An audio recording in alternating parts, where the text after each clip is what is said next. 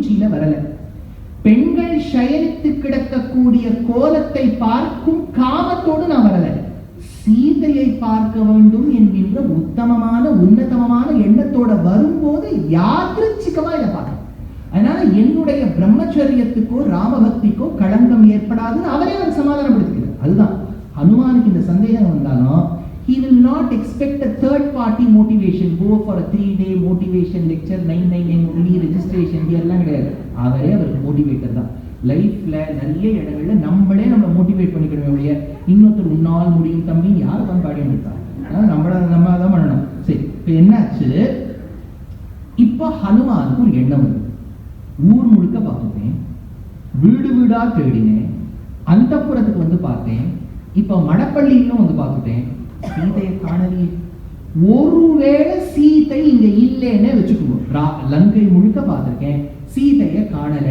சீதைய பார்க்கலேன்னு நான் போய் ஒருவேளை பாரத தேசம் சென்று அந்த ராமனுக்கு சொல்லிவிட்டால், ராமா நான் தேடி பார்த்தேன், சீதை எங்குமே பார்க்கல, எங்க போயிருக்கானே தெரியல ராமா அப்படி நான் சொல்லிவிட்டேன். நானு ஐயோ ஹனுமான், நீயாவது அவ இருக்கான்னு சொல்லுவேன் நம்பிதான் நான் உன்னை அனுப்பினேன்.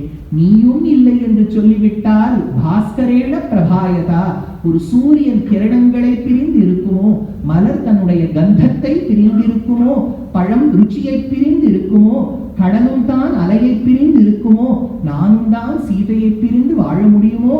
ஹனுமான், எப்போது சீதையை பார்க்க முடியவில்லை, தேட முடியவில்லை என்று சொல்லிவிட்டாயோ, நான் இருந்து என்ன பயன் என்று ராமர் இறப்பார்.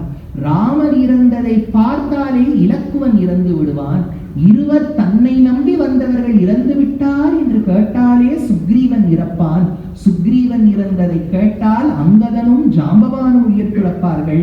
தலைவர்கள் இல்லை என்றால் நாம் என்ன செய்ய என்று அத்தனை வானரங்களும் குடும்ப சமேதரர்களாக உயிர் இழப்பார்கள். இவர்கள் உயிரிழந்ததை கேட்டால் நந்தி கிராமத்தில் பாதுகாராதனம் செய்து கொண்டிருக்கக்கூடிய பரதன் உயிரிழப்பான். பரதனுக்கே கைங்கரியம் செய்யக்கூடிய பிரியாத தம்பியான சத்ருகணனும் உயிர் துறப்பான். இந்த புதல்வர்கள் நால்வரும் இறந்து விட்டார்கள் என்று கேட்ட பிறகு தாய்மார்கள் உயிரோடு இருப்பார்களா? தாய்மார்களும் இல்லை என்றால் நாம் இருந்து என்ன பயன் என்று அயோத்தியா மக்கள் உயிர் இழப்பார்கள்.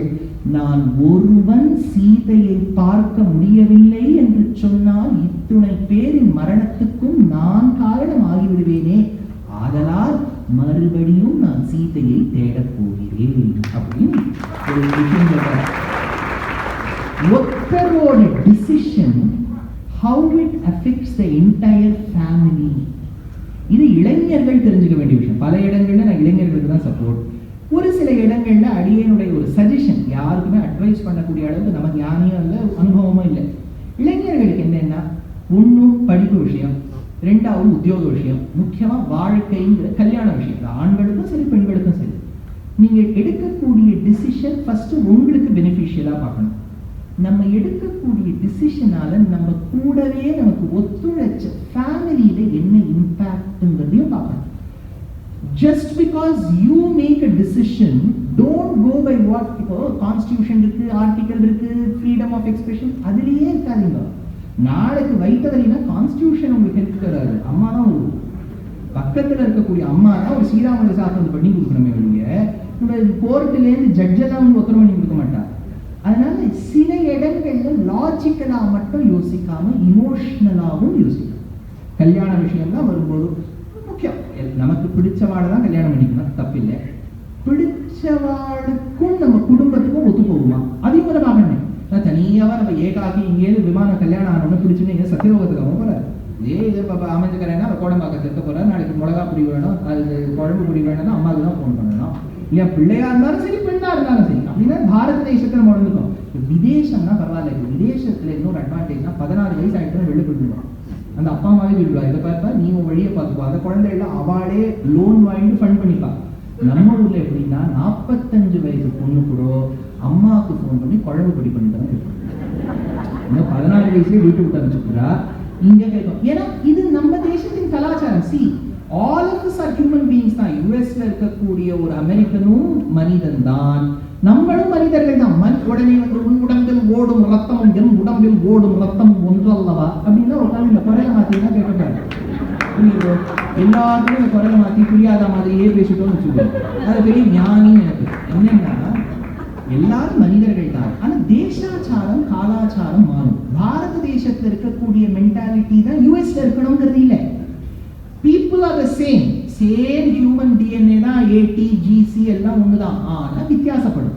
அந்த மாதிரி நம்ம இளைஞர்களும் பெற்றோர்களுக்கு ஏற்ற மாதிரி ஒருவேளை நம்ம பண்ண டிசிஷனால குடும்பத்துல என்ன இம்பாக்ட் இருக்கும் அப்படியே யோசிச்சு கொஞ்சம் நடந்தா குடும்பங்கள்ல கொஞ்சம் குழப்பம் வராமல் தவிர்க்கலாமோ அடியனுடைய அபிப்பிராயம் தான். நான் இதெல்லாம் ஒரு சஜஷன் தான், நீங்க எழுதலாம். as usual you can discard, you can just throw it in trash. now Hanuman யோசிச்சார், நான் ஒரு தடவை Rama I couldn't find Sita, that's all, I don't know where she is அப்படின்னு சொல்லிட்டு எத்தனை பேர் செஞ்சு போடுவா.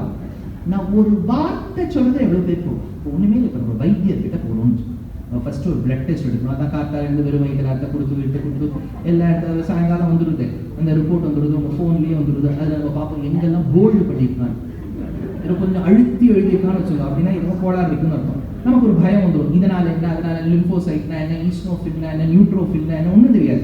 இதை நம்ம நேராக டாக்டர் கிட்ட எடுத்து போவோம். இப்போ டாக்டர் கிட்ட போகும்போது அவர் பார்த்துட்டு வரணும். அப்போ சின்ன பயம் இருக்கும், என்ன சொல்ல போறாரு இந்த ஆசாமி இல்லையா அப்படின்னு. அவர் வந்து பார்த்துட்டு, இப்போ டாக்டர் தான் என்ன தெரியும், அவர் பேசும் வார்த்தை எல்லாம் கவலைப்படாது எல்லாம் செய்ய அப்படின்னு சொல்லிட்டு பாதி உடம்பு அதிலே போயிடும். இப்படி மாற்றி சொல்றாங்க, ஃபைன் பார்க்கலாம், நீங்க which insurance policy have you taken? ஒரு வார்த்தையில நமக்கு எப்படி பயம் வந்துடுது. அதுதான் ஹனுமான். நம்ம அவர் என்ன சொல்ற, நான் சீதையை பார்க்கலேங்கிறத நான் உடனே டிசைட் பண்ணக்கூடாது. சர்ச் பண்ணி பார்த்தேன், கிடைக்கல, ரீசர்ச் பண்றேன், திரும்பி சர்ச் பண்றேன், இல்ல ரீசர்ச் பண்ணி பார்க்கிறேன் அப்படின்னு ஆரம்பிக்கிறார். அப்ப ஆரம்பிக்கும் போது அவருக்கு ஒரு விஷயம் தோன்றது. நம்ம பாரத தேசத்திலேருந்து கிளம்பி இந்த கடலை தாண்டி லங்கா பிரதேசம் வரும்போது அஸ்மத் ஆச்சாரியனான சூரிய பகவானுக்கு நமஸ்காரம் பண்ணேன். எனக்கு அத்தனையுமா இருக்கக்கூடிய என் ராமனுக்கு நமஸ்காரம் பண்ணேன், ருத்ரமூர்த்திக்கு நமஸ்காரம் பண்ணேன், நாராயணனுக்கு நமஸ்காரம் பண்ணேன், பிரம்மாவுக்கு பண்ணேன். தேட வந்தது என் ஜெகன் மாதாவை, அவளுக்கு ஒரு நமஸ்காரம் பண்ணாம போயிட்டேனே. நமோஸ்து ராமாய சலக்ஷ்மணாய தேவ்யை ச தஸ்யை ஜனகாத்மஜாயை நமோஸ்து ருத்ரேந்திர யமானிலேभ्यः நமோஸ்து சந்திராக்னி மருத்கணேभ्यः தேவி ச தஸ்யை ஜனகாத்மஜாயை ஜனகன் சீரத்வஜன் ஈன்றெடுத்த ரத்னமே சிந்தாமணியே என் தாய் சூடாமணியே அம்மா ஜெகன்மாதா ஆசம்சாரம் விததமகிலம் வாங்மயம் யத்விபூதிஹி யத்ரூபங்கா குசுமதனுஷः கிங்கரோ மேருதன்வா யஸ்யாம் நித்யம் நயனசதகைஹி ஏகலக்ஷ்யோ மகேந்திரஹ பத்மேதாசாம் பரிணதரசோ பாவலேஷைஸ்வதீயைன்னு இருக்கக்கூடிய என் தாயே, ஜனகன் ஈன்றெடுத்த ஜானகியே, விதேகத்தை சார்ந்த வைதேகியே, மிதிலையில் வளர்ந்ததால் மைதிலியே, கலப்பை முனியில் ஏற்பட்டதால் சீதையே, பூமிக்கு பெண்ணாக இருக்கக்கூடிய பூமிஜா அவனிஜா, என் மாதா ராமபத்னி ஜனகாத்மஜா.